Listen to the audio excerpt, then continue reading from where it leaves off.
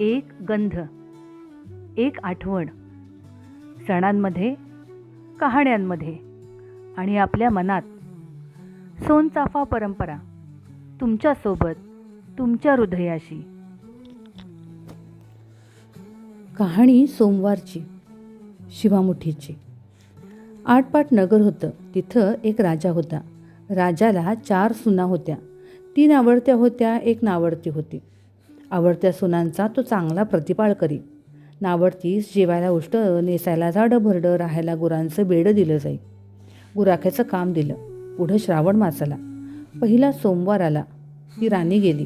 नागकन्या देवकन्यांची भेट झाली. त्यांनी विचारलं, बाई बाई कुठं जाता? महादेवाच्या देवळी जातो, शिवामूठ वाहतो. त्यांना काय होतं? भ्रतराची भक्ती होते, इच्छित कार्य सिद्धीस जातं, मुलं बाळं होतात, नावडती माणसं आवडती होतात, वडील मनुष्यापासून सुखप्राप्ती होते. मग त्यांनी हिला विचारलं, तू कोणाची कोण? मी राजाची सून, तुमच्याबरोबर येते. त्यांच्याबरोबर देवळात गेली. नागकन्या देवकन्या वसावसू लागल्या. नावडती म्हणाली, काय ग बायांनो वसावसता? आम्ही शिवामुठीचा वसा वसतो. त्या वशाला काय करावं?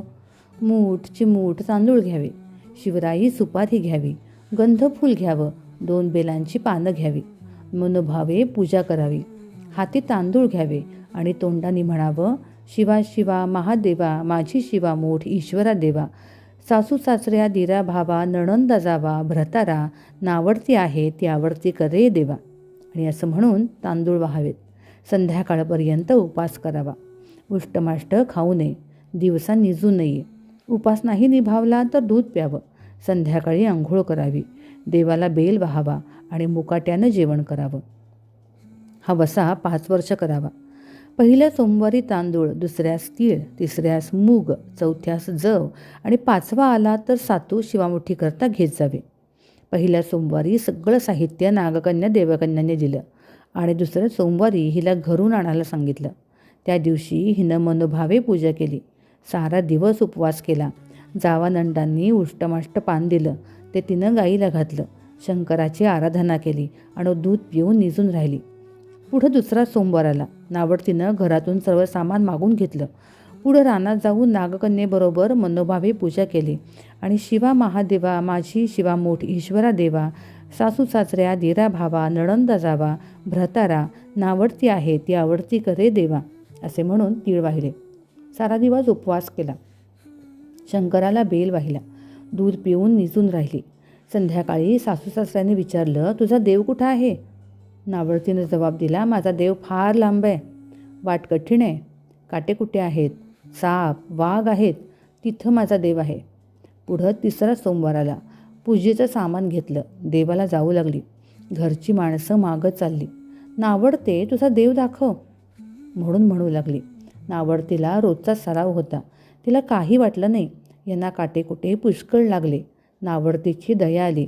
आजपर्यंत रानात कशी येत असेल कोण जाणे. नावडतीला चिंता पडली. देवाची प्रार्थना केली. देवाला तिची करुणा आली. नागकन्या देवकन्या ह्यासह वर्तमान देऊळ सुवर्णाचं झालं. रत्नजडिताचे खांब झाले. हंड्या झुंबरे लागली. स्वयंभू महादेवाची पिंडी आली. सगळ्यांनी देवाचं दर्शन घेतलं. नावडतीची पूजा करू लागली. गंधफूल वाहू लागली. नंतर मूग घेऊन शिवा शिवा महादेवा, माझी शिवामूठ ईश्वरा देवा, सासू सासऱ्या दिरा भावा, नणंदा जावा, भ्रतारा, नावडती आहे ती आवडती करे देवा, असे म्हणून शिवाला वाहिले. राजाला मोठा आनंद झाला. नावडतीवर प्रेम वाढलं. दागिने ल्यायला दिले. खुंटीवर पागोटं ठेवून तळ पाहायला गेला. नावडतीची पूजा झाली. पूजा झाल्यावर सगळी माणसं बाहेर आली. इकडे देऊळ अदृश्य झालं. राजा परत आला. माझं पागोटं देवळी राहिलं. देवळाकडे आणायला गेला.